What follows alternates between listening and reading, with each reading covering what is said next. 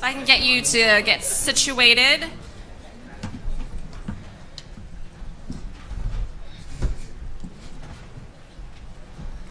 Good morning. Good morning. Good morning. I know it's early, but you can do a little bit better than that. Good morning. Good morning. Thank you. So to our distinguished guests, speakers, sponsors, and participants, I am Madeline Milka, President and CEO of the Asian Pacific American Institute for Congressional Studies, otherwise known as APAICS, and the APAICS Leadership Network, ALN.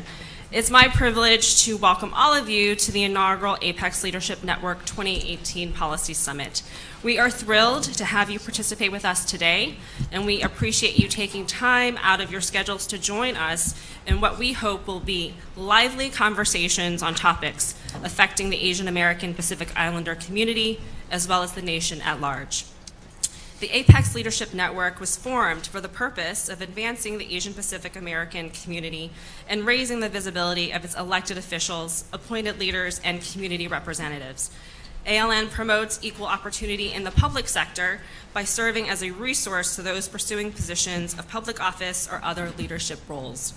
We aim to provide a network of AAPI leaders to nurture continued leadership and to educate the media and general public on APA issues and related activities.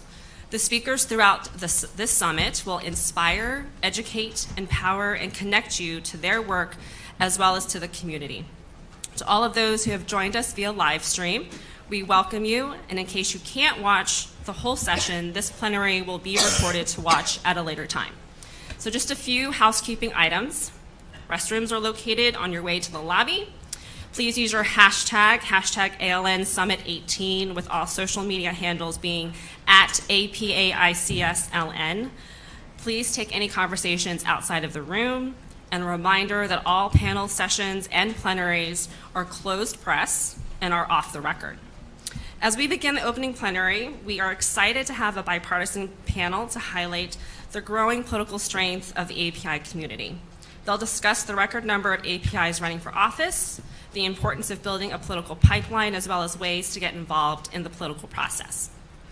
To provide us opening remarks, we are honored to have Congressman Ami Bera join us this morning. Congressman Bera is the longest serving Indian American member serving in Congress, and he's currently serving in his third term and represents Sacramento County in California. He is also co-chair of CAPAC's Healthcare Task Force. Prior to being elected to Congress, he served as the Chief Medical Officer of Sacramento County.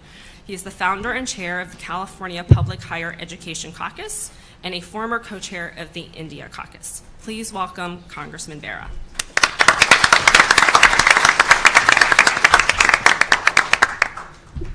Well, I think it's great to see the AAPI community getting engaged. And before I start into my comments, I again just want to publicly acknowledge Floyd Morey's years of work and support of this organization as well as the entire community, and passing the baton off into capable hands and for Madeline.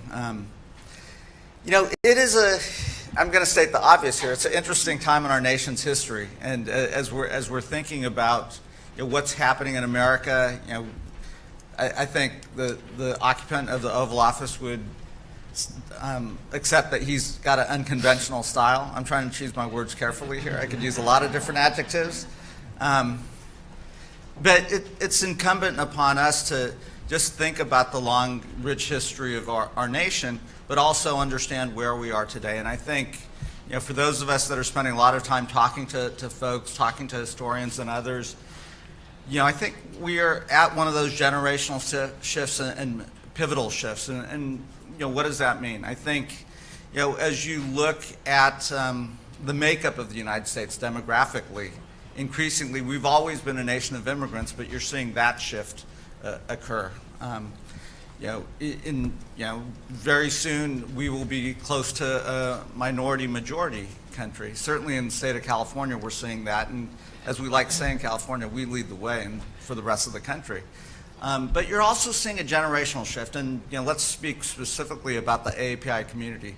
I'm of that first generation. My parents immigrated in the 1950s. In many ways, that, and then in the 60s, you saw a generation of Asian Americans in AAPI folks immigrating as immigration laws changed. But like any first generation that immigrates, often it is, keep your head down, stay in your own community, don't attract attention to yourself, work hard, give your kids a better chance to assimilate into the country. And in some ways, I'm that first generation that was born and raised when there wasn't a very big, certainly there wasn't a big Indian American community, but there wasn't a real visible AAPI community. You saw pockets in certain cities and so forth. I came to Washington, D.C. after my sophomore year in college in undergrad to do an internship. If you remember Senator Alan Cranston, that was a while ago, but worked in Senator Cranston's office, and when I was on the Hill, I certainly didn't see any other Indian American kids, and certainly only saw a few AAPI members, certainly on staff as well as internships. Fast forward to today, you see API chiefs of staffs. You see 18 of us as members of KPAC. You see interns all across the Hill, and you see a room full of folks on a September morning thinking about where does the community go. And I think we have to be very intentional here because it's great for all of us who are in office or running for office, but we'll only be successful if we have that outside game as well. The advocacy groups, the organizations, the folks that can elevate a message and the issues that are important to us. So yes, we have the privilege of debating and legislating on immigration, but we also need that outside pressure. We have, we'll debate education policy, but again, we need that outside pressure. So it has to be an inside-outside game. And you're starting to see those organizations pop up. And again, I think this is a natural progression. Also, when I first told my wife I was going to run for Congress, she's like, "Are you nuts? You're going to run against Dan Lundgren, who's been around for a long time, and you've never run for office before." But again, I never saw myself as an outsider in America. I saw myself, with the strong traditions and values and cultural values that our parents raised us with, and that strong family value, but also the understanding that I'm an American. I can do anything I want. And, the requirements to run for the House of Representatives are, I've got to be a citizen, and I've got to be over the age of 25. So, yes, I can run. And you're seeing that in candidates, all across this country, and not just, running for federal office, but state office, local office, and record numbers. You talk to he's not that young, but he is a young kid to me, like an Aftab Purvial. He's going out there and he's running hard. A Gina Ortiz-Jones, she's going out there, she's running hard. And you see those candidates, and some that are in tougher races, like Harold Tipernini, running hard in Arizona. They're not afraid. They're taking a chance, and I think that's our obligation. I now consider myself one of the older guys, but our obligation is to say, you know what, you can do it, and be those role models and open those doors. So, I'll close with this. Early in the spring of 2015, we laid out a goal, and we talked about, well, where do we want to go as KPAC and an AAPI community, specifically in Congress, House, and Senate. And we said, well, it'd be great if we could get 6 members elected in 2016, or get someone to move up to the Senate.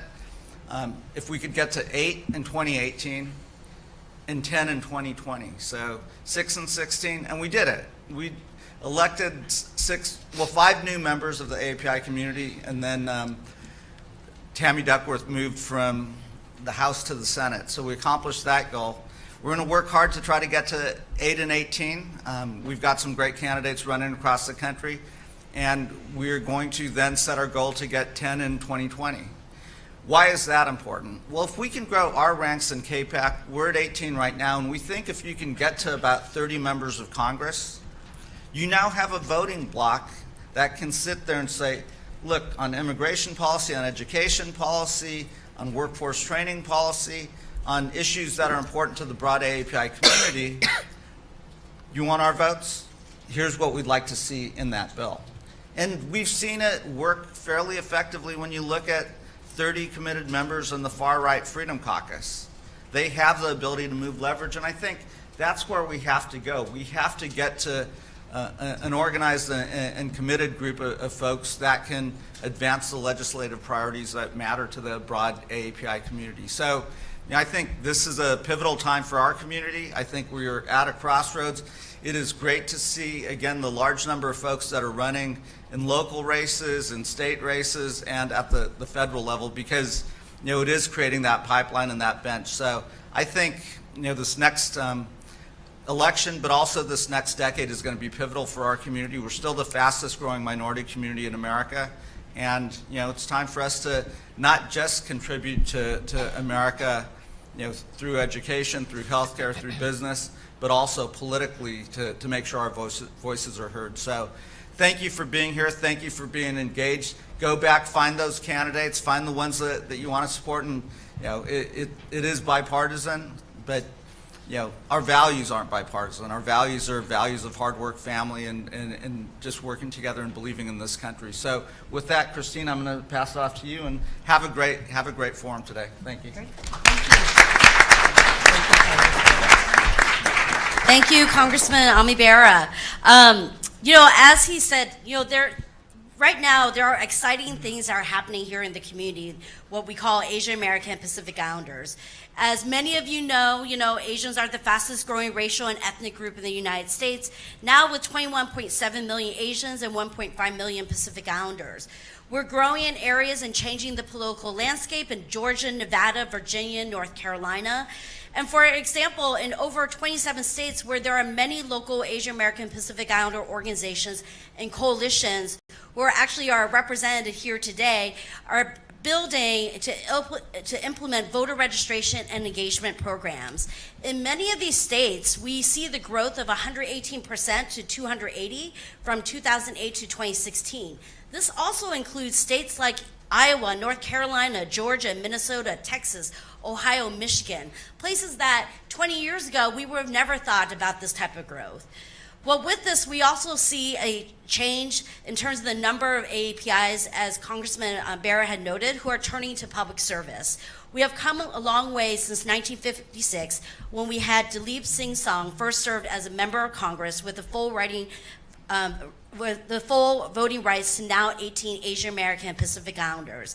They represent the immense diversity of experiences that our community comes from. Since we are on the Senate side, want to go ahead and note, with the 3 senators that he pointed out, Senator Hirono, she was the first AAPI woman and the only Asian-born immigrant and Buddhist. Senator Tammy Duckworth, first Thai and first Asian American senator from the Midwest, and most recently, first sitting member of the Senate to give birth while in office. And there's Senator Kamala Harris, who's African American and Asian Indian descent. And earlier this month, the Committee on House Administration of the U.S. House of Representatives published and distributed copies of over a 600-page book documenting, finally, the journey and contributions of Asian American and Pacific Islander Americans in Congress from 1900 to 2017. And this cycle, we see over 60 plus AAPIs that were started to run for Congress, starting through the primary system and now into the general. So today, we're really fortunate to have an amazing panel to kickstart this summit and this day. So first of all, I'd like to go ahead and introduce San Jose City Council member Landip, who first ran for San Jose City Council in a 2015 special election, but lost by 13 votes. He ran again in 2016 and won by 12 votes. Talk about every vote counting, right? So Lan's passion for public service was demonstrated in the aftermath of the BP oil disaster in 2010, where he first moved to Biloxi, Mississippi to serve as an Equal Justice Works AmeriCorps legal fellow at the Mississippi Center of Justice. He provided assistance to fishermen, small business owners, and other victims looking to file claims against BP. Fluent in Vietnamese, he particularly focused his efforts on aiding the limited English proficient Vietnamese American community in the Gulf, who account for over a third of the fishing industry in the area. And then 2 years later, he returned to San Jose and took a job with the Legal Aid Society Employment Law Center. There, he focused on improving the condition of low-income workers while simultaneously combating the anti-combativeness business practices of unethical employers. By directing the Vietnamese American Workers' Rights Project, where once again he uses Vietnamese language skills to help disenfranchised Vietnamese Americans learn about and pursue their rights, this time in the context of employment law. We also have today Council Member Helen Gim, who first came on the political scene in November 2015. During her first run for political office, she won a city-wide seat, earning the highest vote count among Philadelphia City Council candidates. The first Asian American woman on Philadelphia City Council, and known as a longtime education and community activist, she now chairs the Council's Committee on Children and Youth. And many of us all first got introduced to her with her activism through the Asian American United, where we worked with her, many of us worked with her as she championed to ensure that AAPI voices were actually registered and voting. Champion quality public education as part of an aggressive anti-poverty agenda is one of her top priorities. And then lastly, we have joining us John Yang, who's the President and Executive Director of Asian American Advancing Justice, AAJC, an organization focused on civil rights and empowering Asian Americans to create a more just America for all through public policy advocacy, education, and litigation. John also has a long history with this organization when he first as chair of this group, and has a long history of community service as well, since he co-founded the Asian Pacific American Legal Resource Center, and also served as national president of the National Asian Pacific American Bar Association. And hopefully when we also talk about public service, we will also talk about judicial nominations, since once again, this is very timely with what's actually happening today. So with that, I'd like to go ahead and get started with our panel. So if you guys could go ahead and get started and maybe provide your initial thoughts, especially with this exciting election season and your road to being in your particular position today. Go ahead. So why we ran, basically, or I always feel like I need a compelling story, and I basically ran like everyone else because you want to serve and you want to help. But there's also kind of the more calculating aspect of it, which is I ran because there was a special election, and after going to numerous candidate trainings and over many years and saying that, always filling out that form, when are you going to run? I'll run in 5 years, but never changing that. There was a 6-month special election in front of me, and I thought if I was going to ever try it, a 6-month campaign is a better way to experiment than a year-long slog and lose anyway.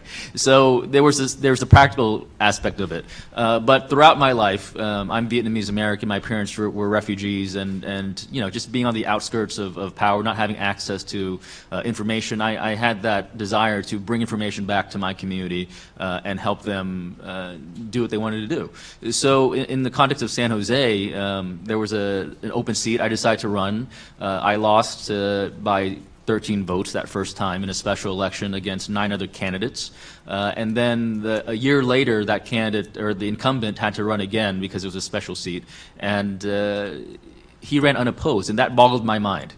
We had 10 candidates running the first time for an open seat, and then against an incumbent just merely not even a year later, he ran unopposed. And in my mind, democracy is about choices, and I was not fond of the incumbent at the time. And so despite everyone's advice to me in San Jose saying that don't run against an incumbent, find an open seat.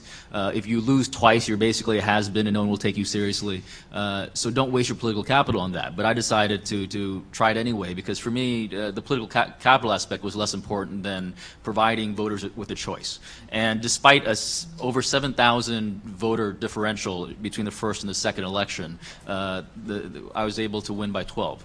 And so I think now that I'm in, I will say that it's not what candidates expect. Here at APAICS or these candidate trainings, you'll talk about how to put together a campaign through nuts and bolts. But there's this other aspect of substance and knowing the technical aspects of running a city or running a district or whatever you decide to represent. And that has been an education and a really fulfilling experience for me. So I think service and bringing to government the things that we know. And I think that's important to have our voices and our experiences represented. Thank you. Thank you very much. First of all, thank you, Christine. Thank you, Madeline, and APAICS, and good morning, everybody. So I would say that it took me a long time to figure out that I wanted to be in the world of politics, and I'm still figuring out whether I'm a politician or not.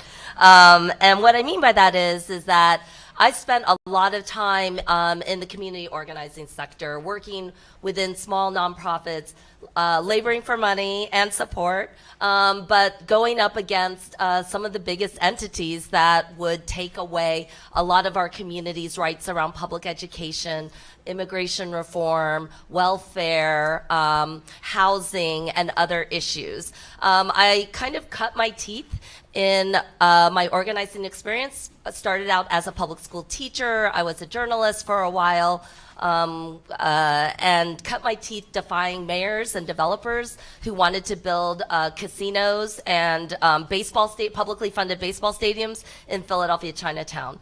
And our belief was that we needed to respond as a community. When all the powers were lined up around it, around politics, around money, around power and titles, we believed that people still had voice, that this was not a time to be silent, and that people need to stand up, especially if you wanted to see our communities thrive, not just survive, but actually thrive, and especially when we were dealing with very serious issues. A lot of my work came out of the public school sector. I'm a former public school teacher. I'm a mom of 3 kids in the Philadelphia public schools.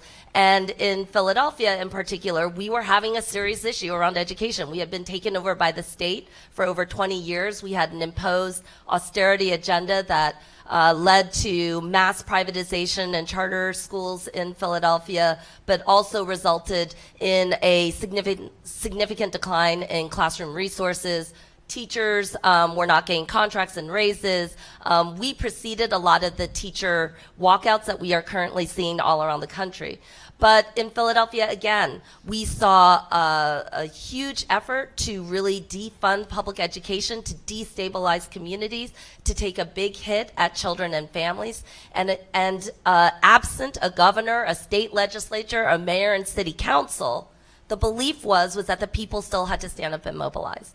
And so a lot of my work was cut through my AAPI communities that knew how to crisscross the boundaries of race and class and geography.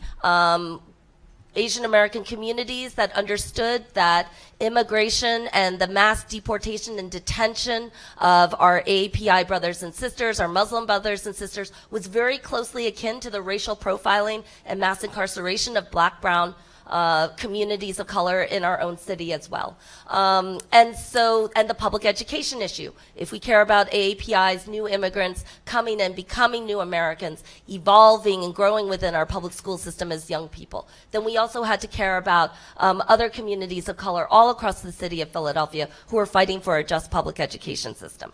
So to me, it was incredibly powerful to be part of an AAPI community in Philadelphia that was small, kind of radical, super scrappy, because we did it on very little money, but we had a lot of punch, and we knew how to go out there, mobilize for young people, energize our folks, and build out a bigger issue. And what I would say to that is that out of unlikely places like that, that is how politics are actually built. And I know that right now in our nation, we can look at the politics and really be turned off. I mean, there is no surprise that in November of 2016, 40% of the Commonwealth of Pennsylvania stayed home on election day, mostly because they were turned off or tuned out of their politics. And to some extent, there is a real reflection on if politics is solely about candidates, if politics is solely about parties, big money, mobilization, one day every 4 years, or election days twice a year, we're not really going to be able to move the needle, especially when we talk about how to energize folks. And so I think what is exciting about this moment is that I learned that the politics that I had been doing, the issues that I've been fighting for, the communities that I came out of, the fact that I thought that politics was really about the people we love, the issues we care about, and the things that move us to action to work collectively together is really a defining notion of what politics in this country can and should be about. And that the people and not the politicians need to wrest, W-R-E-S-T, that back, from whatever, this big industry is around politics.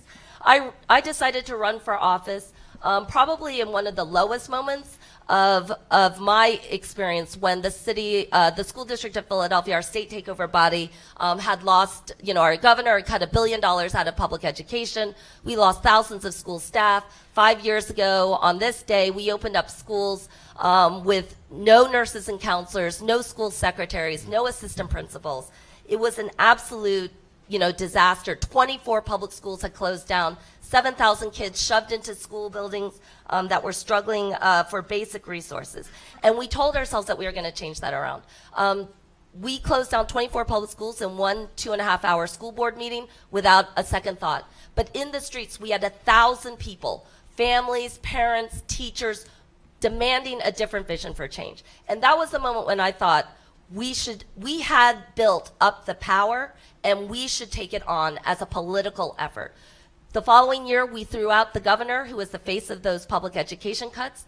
And the year after that, I looked at the municipal races. There were 21 people who came in, and I was waiting for a candidate to support. I said to myself, we had set up the whole agenda for someone to run on a strong municipalist platform on public schools and education. Who's that person who's going to run? And when 21 people came in without that education platform, I thought that it had to be me. And so that's when I stood up. We ran a hard race.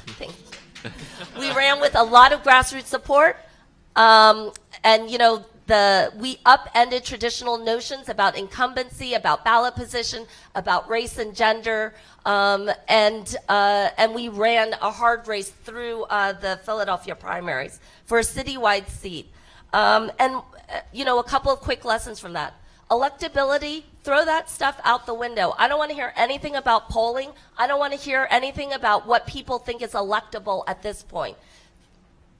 This is a nonpartisan place, but I will tell you there are people who are occupying the highest offices in the land who are throwing out the notion of what should be politically electable each and every day. And if that is going to hold for the highest office in the land, you are darn well right that there are people at the local and statewide and federal level who should be looking at one another and asking themselves, I am the best person for this job, based on what our experiences have been. The second thing I want to say really quickly is that authenticity matters. This is what moved someone like me, who came from completely outside of the political structure, to move into the political space. Because I will tell you, time and time again, when I went into room after room after room, people would say, I do not know you, but I do believe that you believe in what you are doing. And that understanding of authenticity, the level of commitment and work, is something that's bred within our communities. And we have a lot of opportunity to go deep within them and find the next great leaders. Not even the next great leaders, but the leaders of today who are moving things now. Great. Thank you. So, John, can you provide some opening comments in regards to some of the growing trends that you're seeing on terms of the advocacy front? Sure. I think sort of as I was thinking about what the two of you guys were saying and sort of thinking about this audience, I mean, obviously this audience is a pretty sophisticated audience. So in my mind, it's about, all right, so what should we be talking about? Why does this matter? Obviously it matters because we need more Asian American political power. Well, what does that mean? Why is it that we need Asian American political power? Let's go down to the grassroots. And why we need it is because we need our voice at the table. You know, if you think about the issues, immigration, census, education, healthcare, women's rights, even trade and business issues, although all of these issues can be covered by other candidates, other minority candidates even, the fact that having an Asian voice there matters. If you think about the immigration debate, that's a prime example, right? Is the predominant narrative that you see, whether it's about DACA, whether it's about undocumented immigrants, whether it's about separated families, is a Latino narrative. And frankly, that's right. Because if you look at the numbers, the Latino narrative should be the main narrative. But we need to make sure that we have a voice at the table, that the Asian American stories are being told. If you think about DACA and DREAM, for example, there's approximately 150,000 Dreamers that are Asian American. If you think about undocumented immigrants, we have about 1.8 million that are of Asian descent. So certainly that matters. And then you layer that into what's going on right now with respect to the family immigration debate, right? Is people are talking about trading DREAM for pieces of family immigration. Well, that affects all of us because about 80% of our population came to the United States through the different family immigration categories.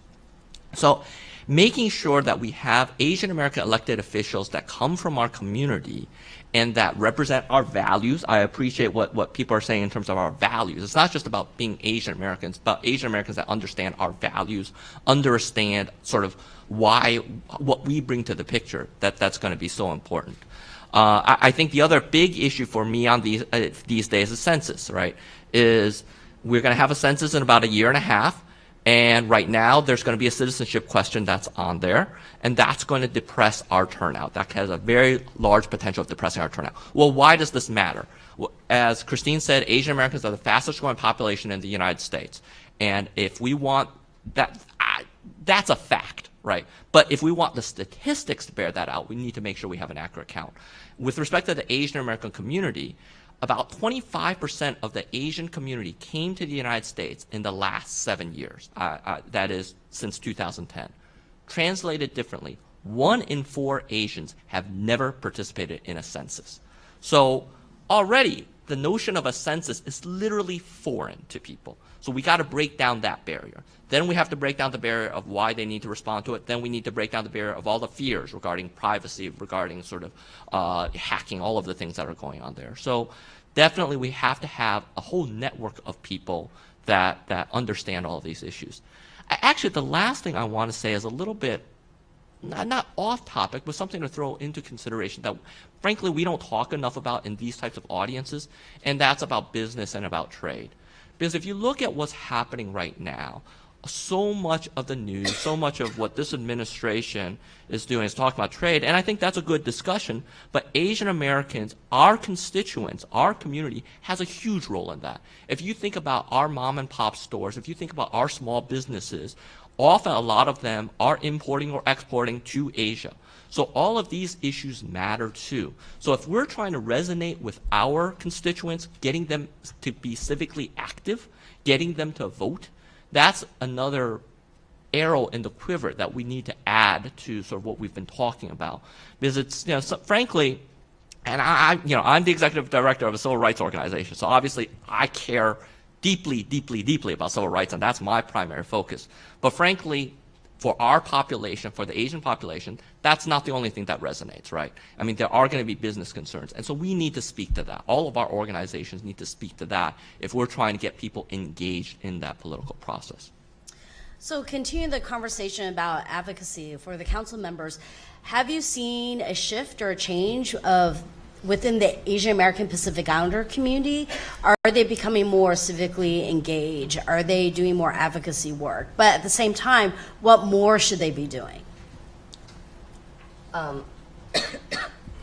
So I would say that so political elections are really powerful on a couple of scales, and I don't want to overinflate or underestimate what they can do. Political elections are not substitutes for real action and mobilizing and investment and work. Please do not think that that is the case. Even if you elect somebody who is API, you can build up a movement, elect them, and have that whole thing fall apart, right? So I do not, but in the case, as we did in Philadelphia on now several occasions, in which my election, which brought together a whole host of teachers and activists, educators, and the education community that was extremely diverse, crisscrossed different races, and especially included API youth and API organizations. Now that is a different moment where API organizations that were also already active around voter outreach, voter education, voter registration, now can use the vehicle around a political campaign, both on a nonpartisan, external, as well as on a more politically involved level, to really move on the municipal elections. What we ended up doing in 2015, and I'd love to make a case for this as well, is make a case for municipalism. I know that people tend to think of politics as a hierarchy from federal down to local, but I will argue that, in fact, politics and municipal politics in particular are just simply spheres of influence. We have an enormous sphere of influence at the municipal level. Immigration, for example, is set at the federal level as a policy, but the pushback and the fight is at our city level. Philadelphia has filed and won 2 lawsuits against DOJ to protect ourselves as a sanctuary city. We've ended an information sharing agreement with PARS. We are working on establishing a municipal ID program, and there's a statewide fight for driver's licenses. These are all things that are moving at the local and statewide level that have enormous impact on people's ability to live and grow. And then when cities do it all across the country, you build up the municipalist movement that can push federal policy upwards.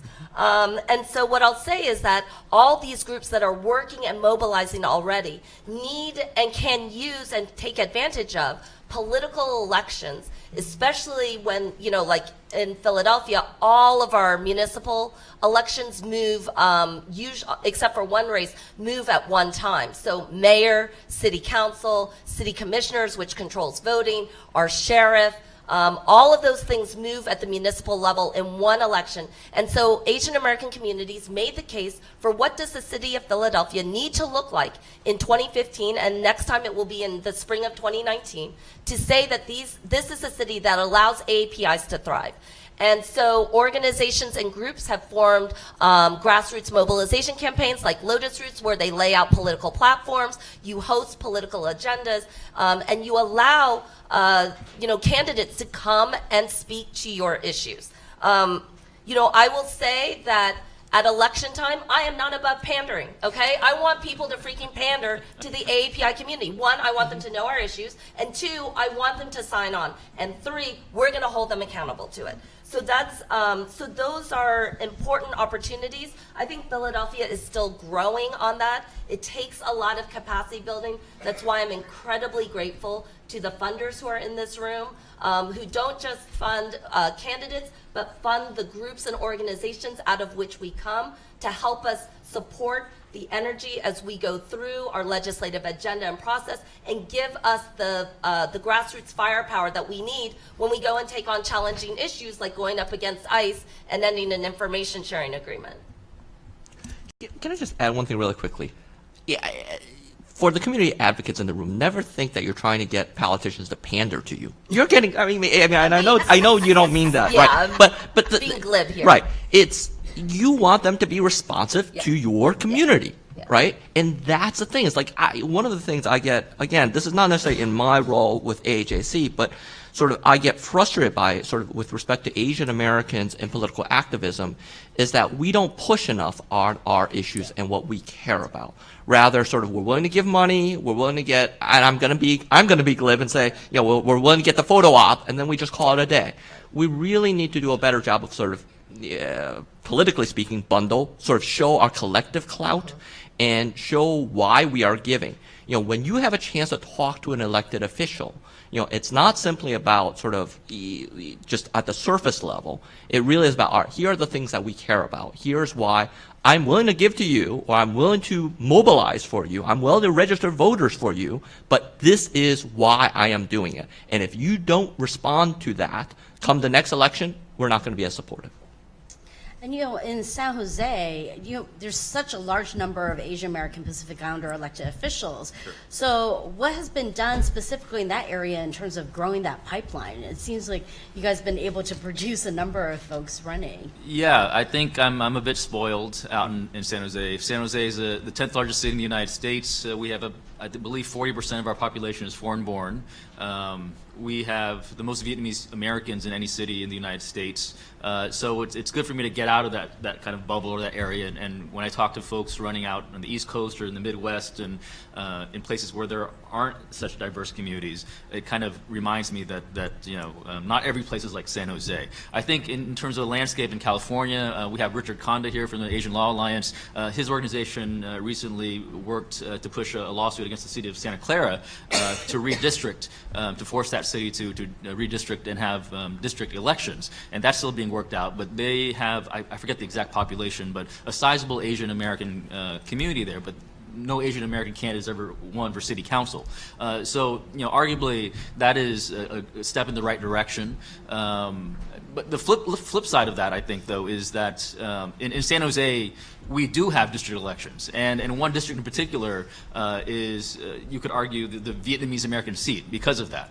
And you could say that having an Asian representative in that seat all the time is good for that district, but as a citywide matter, sometimes the whole city is held captive by very narrow concerns. And I think as an Asian American elected who's concerned and wants to see more AAPIs run, I think the groundwork that we have to do is to really get our community engaged in the issues that will resonate beyond the AAPI community. So there was the list that John was talking about earlier: women's rights, DACA, immigration, healthcare. All these issues are extremely important at the national level and at the local level, but just reflecting on our own lives, how many times have we had discussions about these topics over the dinner table with our families? Usually these aren't the things of discussion. I can say with the Vietnamese American community, from my own experience, the thing that politically engages us, that gets us to turn out, is essentially human rights in Vietnam, fighting for democracy and combating the communist regime in Vietnam. And that is something that I care about as well. But as a rallying call to turn out to vote, and then you're talking about pandering, you have non-Vietnamese elected officials turn out and just say, like, I'm with you in your fight. They wear a yellow tie with 3 red stripes to represent a certain flag, and then that's the way you get votes. But the issues about good schools or parks or roads, the nuts and bolts that a city council deals with on a day-to-day, I can't ever get Vietnamese Americans to turn out to City Hall when we're having votes on building homeless housing or repaving roads or budgeting these kind of things. And so for me, it's quite frustrating because the community looks to me to speak on their concerns, and their concerns tend to be international in nature. And I will call out what I view as a human rights abuse. I will call out, but that's not my role as a city elected. My role is public safety, it's roads, it's parks, so on and so forth. And when I try to engage my community in that, it's crickets for the whole part, on the most part. And so I think my role that I really want to aim is to get the community interested, because these things impact them. And there's no denying that. But I think getting them to take some time out of their day to attend a city council meeting or to attend a public forum after work, this is a real hurdle, at least for me, and I think for the Asian community, even in San Jose, where there's such a diverse community. Right now in San Jose, we're building, or in California rather, we're connecting Los Angeles to San Jose, possibly San Francisco, with the high-speed rail. And so we're reimagining downtown San Jose with our grand central station of the West in the future. So we're having a series of community meetings about what we want the future of downtown San Jose to be. What is this station going to look like? And we're trying to hold community meetings, and I don't feel that the AAPI community is turning out for that, and for whatever reason. And so when we're talking about turning people out, yes, let's turn them out, let's get AAPI elected. But then when we're there, what are we going to do with it? We need to have, again, a common credo or common values that transcend the AAPI community. We're going to have a discussion later about building coalitions. Yes, we need to be excited when we see more diverse candidates, minority candidates represent us, but we need to get to a place where a Vietnamese American is just as proud of having a Korean American elected, an Indian American elected, and not just focused on, I need that Vietnamese American elected as well. And I think that's kind of what I'm thinking about this 2018. So many of the organizations and community leaders here are in this room are focusing on getting out the vote and having those kind of conversations. But as we've been going around doing trainings, the number one question people have is like, how do I even start that conversation with my family or friends? Politics is very divisive, and we have different opinions, and I don't even want to broach that. Are there any suggestions or best practices that you guys have seen, whether as elected officials or even in terms of, John, with your advocacy work? For us, I think it's at a certain level, it's retail. And you're right, it's divisive, but find the commonalities. Just start with the simple things about sort of understanding people. I spend my time, I don't know if I hate to say it, but I do. Now, sort of like I have 2 kids that go to Chinese school on Sundays. And it used to be that I would just drop them off, and then I would just go about doing my errands, go to the supermarket, all that stuff. But as probably most of you know, there's this growing Chinese American community that's first generation that is sort of on some of the issues that we care about, whether it's undocumented immigrants, whether it is even on census and data disaggregation, is getting a little bit crosswise, or is very, at a minimum level, confused about sort of what this is being used for. And so I've taken it upon myself to stay at the school cafeteria and just talk to these parents and engage them at a retail level, because a lot of it is about misinformation or lack of information. I think what Lon was saying is right, is that like a lot of our community still don't understand sort of local politics even, right? They don't understand what a city council can do, what the relevance of it is. And so for me, I think that's, it's hard work, but that's what especially for the community organization, I think that's what we need is we really, and we have to engage them not from a judgmental way, try to be sort of very big picture about it. We might have our disagreements, but we got to embrace them. I think the last point I would make about this is, look, at the end of the day, at least nationwide, obviously there are pockets where we, percentage-wise, Asian Americans as a whole are doing well or have enough to really sway things. But nationwide, we're 6.5%, 7% at best. All Chinese Americans together is 1.5% of the population. So we have to find ways to bring, and that's the largest Asian group in the United States. So we have to find ways to bring all of our different populations together, find those common values, and talk from that standpoint, and not try to alienate and not try to be divisive about it. Yeah, no, I think that's right. And I think a couple of things. So I think, perspectives on APIs can be challenging, mostly because there's so much biases and stereotypes about our community. We're very rarely covered in the media and press. And we tend to have narrow definitions of who gets to speak for the community. And so you don't often get really granular with folks on a day-to-day level about some of the experiences they're having. Having run a community organization in Philadelphia Chinatown, though, for that has existed for 30 plus years, I would say that the issues that we mobilized around were not, again, typically API issues. For sure, because we have a downtown Philadelphia Chinatown. At the top of a lot of people's discussion is about housing and development, affordability within the community. Public education is a massive, massive issue for all of our API communities. Bullying and harassment in our public schools, language access, and abilities of young people to thrive in their school systems was an absolute top issue.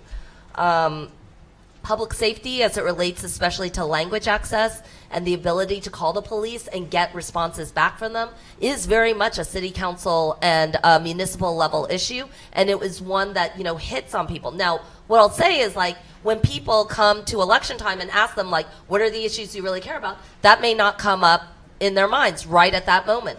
But if you are active and engaged over a period of time, you will notice that APIs come out at different points in time, engage, interact, and of course have experiences with the political system that will either encourage them to remain engaged and active, or will shut them out and encourage them to say, this is why nobody really helps us. So it either reinforces or breaks down stereotypes that prevent further engagement.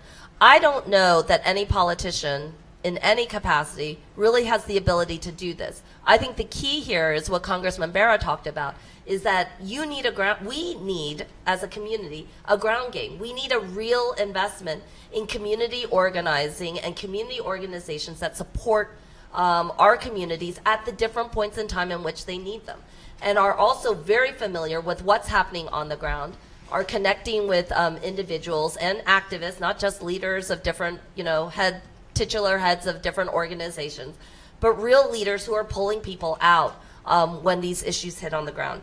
The last thing I would say is that, at Asian Americans United, we have a very active investment in our youth. Young people today are and must by nature, especially when they're immigrant young people taking care of their families, are more political, whether they, not in a big P or, whatever sense, but in that little p broad sense, are more political than they ever have been. They're conscious about their own lives, gun safety, violence in the streets. They're conscious about the quality of their education and schooling. They're conscious about public safety and how their parents are treated in a society that is struggling to, accept a whole host of issues around race and justice. And I will say that they are also more adept and more conscious about race and building coalitions, moving fluidly across different lines. When they come here, then some of our first generation elders are able to have the capacity to do. So utilizing our young people, recognizing the strength that they have as change agents and as bridge builders in our communities is really key to maintaining an engaged activist and forward-looking approach towards how our community evolves, not how it exists right now and how we're going to judge it right now, but how we're going to evolve in order to amass the kind of political power that we need to see change. In terms of engaging the API community, I have this sense, and I don't have the data to back this up, but anecdotally, I feel that we talk about the API category masking 30 different languages, 30 different countries, and so it's misleading in that sense. But then I think there's also this generational divide, this split, depending on when you came to the country, whether you were born here, and this is the anecdotal part. I suspect that American-born, millennial, Asian of any type, is not statistically that different than kind of like your average, white millennial of that same age, in terms of issues and motivating things to turn out. I think when we're talking about API, at least in my mind, the Vietnamese American voter bloc or Asian voter bloc, it's people of a certain age who are maybe immigrants, or probably are immigrants, and have issues that are unique. Because once you get to like a mid-30, 20-something-year-old, Korean American, Chinese American, I don't think there are issues. I won't say there are no issues distinguishing them, but on the whole, they get their news from Twitter or from BuzzFeed, from wherever else. It's really the communities that still get their information from in-language media, certain television stations and print. That when I think about Asian Americans, I'm really trying to reach these folks, and that's why language access is important. That's why kind of educating them on the importance of what the city council does for you. And although it's not always on CNN and TV, and it's not like necessarily sexy, but these local offices are the levels that really impact how your city is shaped and how your life is lived day to day. And I think that is, in my mind, the kind of the goal. So how do we, reach these people? That's why I think language access is important, but also for the young folks who are American-born to do our best to maintain the mother tongue, to at a level of proficiency where you can engage with your parents or grandparents or other elders in the community. A level of discourse that goes beyond like, I'm hungry, I'm going to go to sleep now, yes, I'm done with my homework. To have higher level conversations about the state of American politics, to discuss immigration issues and really wonky things. I suspect that the younger folks in the room, in America, have opinions. They feel strongly one way or the other about this presidency or about the issues facing our country. They get the news every day when they turn MSNBC or Fox or CNN. They have opinions. But can we engage our elders in those discussions? That's another discussion. I don't think we can presently because there is this language gap. You can speak Korean or Chinese or Vietnamese, but not quite to the level where you can really engage. And I think in my experience, that bilingual ability has always given me that extra edge in any kind of opportunity or job prospect that I've gone after. All other things being equal, it's that extra language ability that has given me that edge, that proficiency. So whatever we can do to encourage, the younger generation to maintain that, that's going to provide that connective tissue from generation to generation, because we can have these debates, but if we can't do it in Mandarin or whatever, there's a whole sector of our community that is not being engaged, and I think that's a disservice. And I mean, that's not something you can do in just a few weeks of language course. That's a wider discussion about how we rear our kids. But I think it's definitely an issue. So before I open it up for the audience for a Q&A, I also want to expand about the concept of civic engagement. That also includes appointments, right? So what specifically are you guys doing in terms of potentially opening that door or educating the community about the appointment process or that's about that the importance of that? And then maybe, John, if you could talk, especially your experience in terms of judges, because I know many times for local elections, there are even judges that are being elected or appointed, and we're not paying attention to that. And how does that also impact us? Do you want me to start? Okay. With respect to judges, I think that obviously we all know that that's incredibly important right now. It's in the news right now. But our community, the Asian American community, largely doesn't know how that works. Whether it's at the federal level or at the state and local level, how judges are elected, appointed. For federal judges, they are obviously appointed by, well, maybe not obviously, but they are appointed under the Constitution by the president, subject to Senate confirmation. The senators have a huge role in that. So that is another element to making sure that our community is aware of it, because since this is in the news, our community is going to want to know about it. So people need to be equipped to talk it through. Why does it matter? Well, it's very personal, actually, in one sense. If you look at the judges that have been involved in the family separation case and the Muslim ban case, both federal district court judges that stopped the Muslim ban before it got to the Supreme Court were Asian American. The judges that stopped family separation, the one in San Diego and then the one that sort of reaffirmed sort of the ongoing policy with respect to family separation and not allowing separate detention, were Asian American. And the one in San Diego in particular was Republican appointed. So it's not about partisanship. It's not about politics with the big P. It's about getting judges that really understand the communities. And so I've been fortunate. I've had the fortune to work with a lot of these judicial nominees during the process.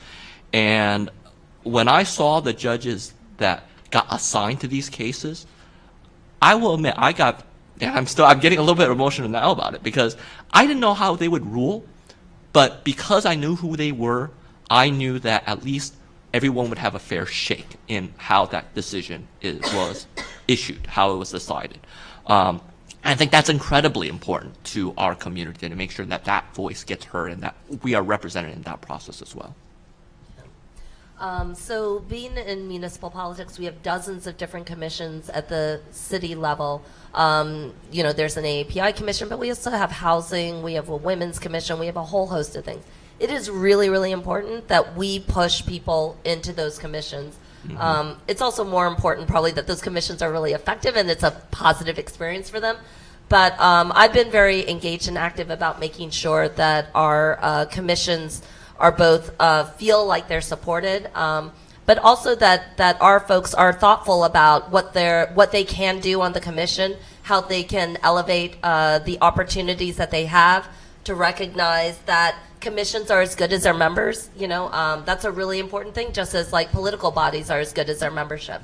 And so every group or every individual who comes on has a real opportunity to represent the community in lots of different capacities. And I think some people do it really well. Some people are sort of evolving. I try to make sure that we include young people. I try to prioritize women. I try to make sure that it's not the typical folks who kind of get chosen for a lot of the commissions and then end up being represented on multiple commissions, but that we're diversifying all the commissions as well. And then there's no question that as we talk about in Philadelphia, all of our judges, I think in Pennsylvania, all of our judges are elected. And you know, interestingly enough, the first elected official, Judge Murakatani, came in through the judicial elections, which are very obscure and difficult to understand. But that being said, you know, that pipeline is essential for our folks, you know. So again, like I said, people can get really excited about the federal races and everything, but I would like to see us build up a pipeline. And at that level, you know, these municipal appointments, whether you're running for school board and standing up for public schools and education and teachers and learning and a holistic view of what community institutions should be about, school boards, city councils, township commissioners, county commissioners, and mayors are all incredibly powerful places for people to run for office. And I hope that in this room that we're not just talking about how to count the number of seats in Congress or look at a state legislature that just looks like the numbers are not working for us, but that we start reminding ourselves that all politics is local. For our communities in particular, to have faith in a bigger political process means that they need to have faith in the politicians that they know. And those will be the politicians on their local level. We're very rarely going to be able to meet a congressman like Congressman Barra or a U.S. senator, but you are very likely to see your city council person at the grocery store, in your city council sessions, on the streets, coming out to the banquets and dinners, and to community events. Those are the places where we have a huge chance to make change, and we really do need our community organizations to feel like they are an engaged part of that. I think the most important part of my role is to really mobilize and keep mobilizing the community organizations who are active and out there. We hold regular town halls and really try to work with our young people and youth to make sure that people feel as engaged in the process in between elections as they do on voting day. With the commissions, I tried to do my best to spread the word. I translate some city documents into Vietnamese and spread them around best I can. Beyond that, I think, you know, when I ask for advice, when I go to like some elders playing chess or at a coffee shop, and you know, I can't really engage them in policy issues necessarily, but if I frame it in a way of, what do you think I should do? How should I vote? Suddenly the advice comes, and they don't know what they're giving advice on necessarily, but they'll ask me, so what about this? What about this? And they'll get the foundational information and to give me spontaneous on-the-spot advice about how I should vote. And so there is that way of engaging people. But overall, I just think that regardless of how you come at the issues, whether you're Republican or a Democrat, just supporting fellow AAPIs to be a commissioner or run for office to get into these elected official positions, I think is something we can all agree on, because representation matters on the issues, yes, but just seeing that face or somebody with that name is important. I remember still when, you know, Barack Obama was talking about, like, I'm just a skinny kid with a funny name, and I'm doing this. That resonated with me as an Asian American, just somebody named Barack who could win the presidency. You know, my name is Lun. I grew up in Texas. I was called Lon growing up. When I went off to college, I thought, well, I'm going to try and be mainstream and assimilate, and I went by Ethan for 4 years while I was in college. And then when I went out to, you know, start as a law school and start my career, I'm like, well, I'm gonna go back and I'm gonna say Lun and insist on Lun, rhymes with fun, Lun. And what if I do something and if I achieve something, I'm gonna represent, you know, the Vietnamese American community best I can. And recently in the New York Times, Marie Tran, you know, wrote that op-ed, and she ended by saying, you know, you know me as Marie, my name is Lon. I think that's powerful. You know, having this not having to feel like an outsider and being able to assert yourself and not feeling like the other, whatever your name is. And you know, this is not a knock against, you know, people who Asian people take the name Marie or whatever, anglicize their names. But I think I would like to see one day when you have non-Asians picking up Asian names because they think it's a beautiful meaning behind these names. And Asian names tend to be very poetic, right? So pick your names, but it goes both ways. So I think the power of having an Asian person in office, in movies, in whatever, is extremely important and formational for younger folks looking up and seeing what the boundaries of what they can do are. And so for that alone, you know, I don't care what you do with it in politics necessarily. I will support candidates who are diverse and minority because I think that initial first step, let's get you in there, and then we can have substantive debates about what we differ on. Great. So since we only have 5 minutes, I'm going to take 2 questions from the audience, but we're going to stack it, and then I'll let the panelists decide which questions they're going to answer. Anyone?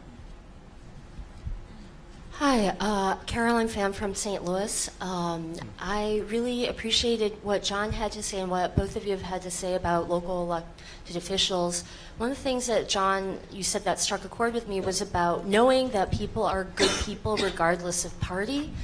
And so can you guys talk more about not just supporting AAPI candidates, but working in solidarity to support elected officials of color? Because we're in a watershed moment where I think electorates from St. Louis to Massachusetts to all over are actually supporting this principle that the people who are closest to the pain should be closest to the power. Right? And the thing about supporting good candidates and connecting with local candidates is Wesley Bell won in St. Louis. And Wesley Bell winning for district attorney, which I don't think is anything that was brought up, is the DA race. And Helen, maybe you have some unique insights on how the DA can change things for AAPIs. Wesley winning doesn't just mean that Black mothers whose sons die at the hands of police will get a fair day in court. It means that Asian Americans in St. Louis who've wanted to sue for discrimination against major employers who couldn't get attorneys, and this is true, will now have the shot, will have an equal day in court, which is, I think, all that any of us really want. And then could we go ahead and have one more question?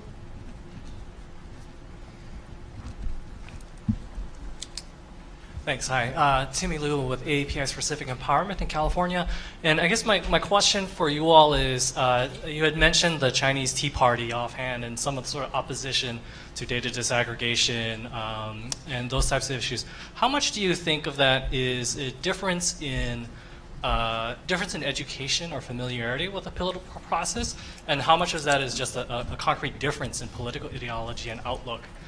Because some of the challenges that we've sort of run into in California is definitely more of the latter, where you know, some of these folks represent really different sort of class interests and sort of political interests, and sort of like even their understandings of like what our families could or should look like are really different, right? And I appreciate the sort of orientation towards bridging some of those gaps, right? But at what point do we say, you know, for us to be sort of as myself, a Chinese American, solid sort of allies sort of in this struggle, how much do we need to be really challenging and confronting that in a really sort of political sort of way, right? Any of you can start. Sorry? Go ahead. Oh, Anyone. so that question about people, closest to the pain should be closest to the power, I think there's validity to that, but I also would kind of push back. I think that this whole argument about lived experiences, that's very valid, and that's certainly true. But if we continue to insist on having representatives who have our experience, who have that lived experience, then we're going to fragment to a place where we're not going to be able to build coalitions and really, you know, move forward our issues collectively. I sit on a city council of 11 people, 10 council members and the mayor, and there's certainly more than 11 ethnic groups in San Jose. So if every group insists on like having an elected representative who knows their issues, who grew up with their experiences, who knows their pain, you know, I'm here to be elected. I represent Vietnamese Americans, but also Hispanic Americans and you know, everybody else in my district and citywide. So it is incumbent on electing people who go out of their way to learn the issues of the people they represent and do best as they can by them. So that's my thinking on that. In terms of, yes, there are differences within the Asian American community, and I can't really speak to whether it's a difference on education or wealth or class or what, but it's a real roadblock. And you know, being inclusive is trying to represent best we can and move forward issues that will impact positively everybody, the most people that we can, but we can just break and go our separate ways on smaller issues when we need to. The coalition needs to come together for these big pushes, these big fights, but we each have distinctly and sometimes contradictory issues within the AAPI community, and you know, those fights need to be borne out as well. So I believe in politics as movement building. That's why I got involved in it. I didn't really run because I wanted to hold a particular set of offices or titles, but I really believe in the power of politics to create and build a broader movement for justice, both in our city of Philadelphia, but also a lot more broadly. Interestingly enough, so I was just with Ayanna Pressley from out of Boston, up in Boston, worked with a bunch of API young people to get out the vote for Ayanna. She challenged a 10-term incumbent congressman, who's a strong progressive Democrat in Congress, but she ran a hard campaign for women of color, and for a diversifying leadership that is sorely needed in my political party, which is the Democratic Party.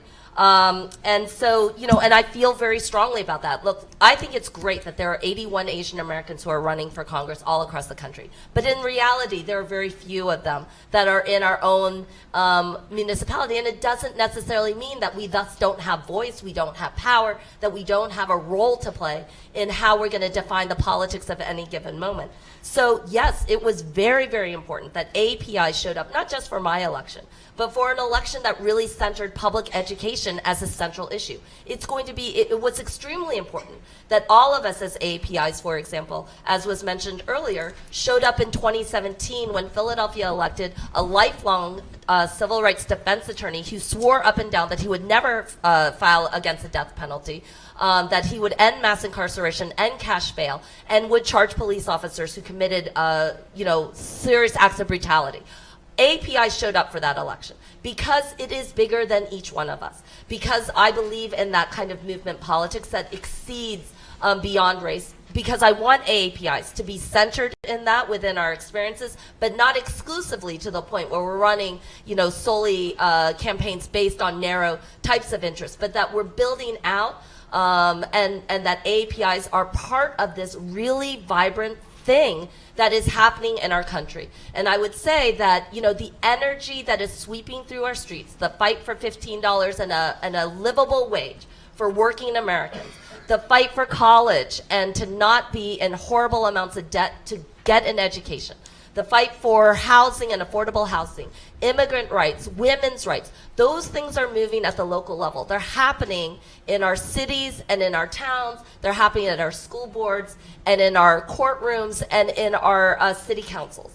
And so recognizing that we tap into those things, we don't separate ourselves out of it, we pull our people in. It's not exactly answering your question about what do we do when we come up against regressive politics. We can only overwhelm. We can only try to show that this energy and movement embraces and is part of an AAPI growing movement that is still, evolving. And I hope folks in this room get political. I know you're already politically active, but I hope also that people consider running for office, that you're engaged in supporting candidates and excited about Stacey Abrams in Georgia, Andrew Gillum for governor of Florida, Keith Ellison for attorney general in Minnesota, and all these different races that are exciting the consciousness and making politics seem so much different from what it used to be, which is to exclude a lot of folks who look like us in this room and create policies that have hurt a lot of people in this country. Reversing that is going to take a lot of energy, partnership, coalition building, engagement in the streets, to not be afraid of protest and noise, which is called democracy. It's a little bit messy, but it's real. And people are there, our youth and our young people are there, and they need to see us as AAPI elders and community members there with them. That's excellent. Going to Carolyn's question, I think she brings up a very good point, and I think especially for the people in this room, it's trying for us to help connect those dots, because sort of as I think about it, it's for the elder generation of immigrants that we really need to help them understand some of the struggles of other communities of color, some of the struggles of other immigrants, other people that have been oppressed, because I think that's where there's a little bit of a blind spot in some parts of our community. And so if we, as community advocates, community organizers, help in that process, because a lot of you in your everyday lives, sort of if you're running a service center, are going to come in contact with these types of people that just, and I'm going to separate them out. There's a large majority that are just uninformed. You have to help bring them along, right? And say, look, there are times that we do need to support our brothers and sisters, even if they're not Asian. And I think that's very, very important. That's very, very important. And I tie that into the second question with respect to the Chinese Tea Party. Frankly, there's the way in sort of my informal research that I've done, there's about 20% that's unconvincible. You're right. It's the ideology is just different. And there's not much we can do with that in some ways, right? But the large majority is just uninformed. And there's a certain classist element. Frankly, there's a certain racist element. It goes back to the first question, is we need to bring them along and educate and do it in a respectful manner. And that, there's all sorts of layers of that all of us can talk about for hours about very constructively.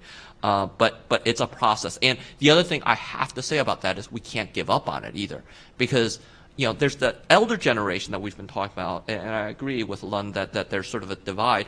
But some of these people that we're talking about, especially in the Chinese American community, they're only about 40 or 50. They're people that are coming over now. So if we're just waiting until their kids become voting adults and their kids to help convert them or something, not going to happen. That's not the route we have to take. We have to engage. And again, it's hard.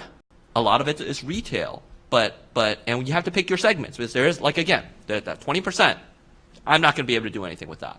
But there's about 60, 70%, 20% that's already with us, 60 to 70% agnostic. If you start talking to them about it in ways they understand, they will get it and at least come around a little bit. Great. Well, thank you so much. Let's give the panelists a round of applause.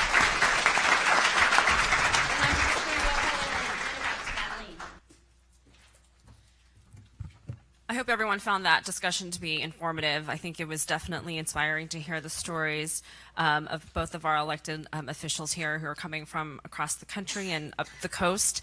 So we'd like to give them a round of applause one more time. Thank you so much, and to Christine Chen for moderating today's morning plenary. We are going to move into a break, and then at 10:30 we will begin our breakout sessions. So there will be directional volunteers outside. We have, so just to remind people, there are folks out with badges with volunteers and staff. If you need any additional assistance, please don't hesitate to ask them for help. Breakout sessions start again at 10:30 on APIs and working families and API and aging. We'd also like to thank our sponsors for today, and those two sponsors really for those sessions. So we really do appreciate having ARP and sponsoring our aging and our aging panel. So look forward to seeing you in about 10 minutes.